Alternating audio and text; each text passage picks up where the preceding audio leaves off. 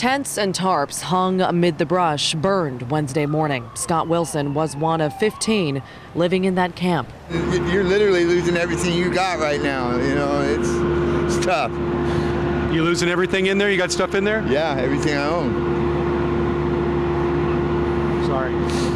Happens. No one was hurt in the fire, but the risk was big. This happened in Tigard, and that homeless camp is nestled between neighborhoods. We went back today and found several more. You can see them tucked among the trees. It's an issue even Tigard's newest top cop, Chief Kathy McAlpine, has noticed. One of those issues that came up was the increase in the homelessness population.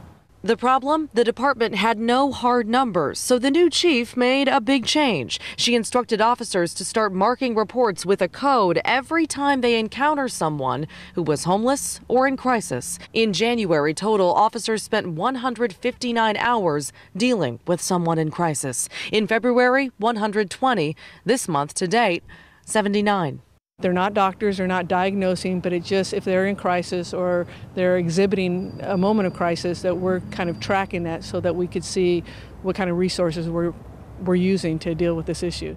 Resources is a tough topic for shelter providers to talk about. This was a good day. A big food donation had just come in to Tigard's The Good Neighbors Center. It's one of 3 family shelters in Washington County. They're all packed, and people in the suburbs are usually surprised. The camps are in residential areas versus the downtown, in the doorways, that type of a thing. So in that sense, yes. And then as you get farther out in suburbia, Sherwood per se, people, it's not in my backyard. They don't want to admit that there's a situation there. Yeah, but there definitely is one there. Now, we mentioned there are 3 family shelters in Washington County. There is some good news here. There's a new group called Just Compassion. They want to open a day shelter for single adults. And if they do succeed in that, it would be the first of its kind here in Washington County. They say right now there are no facilities for, again, adults who are single and homeless. Back to you.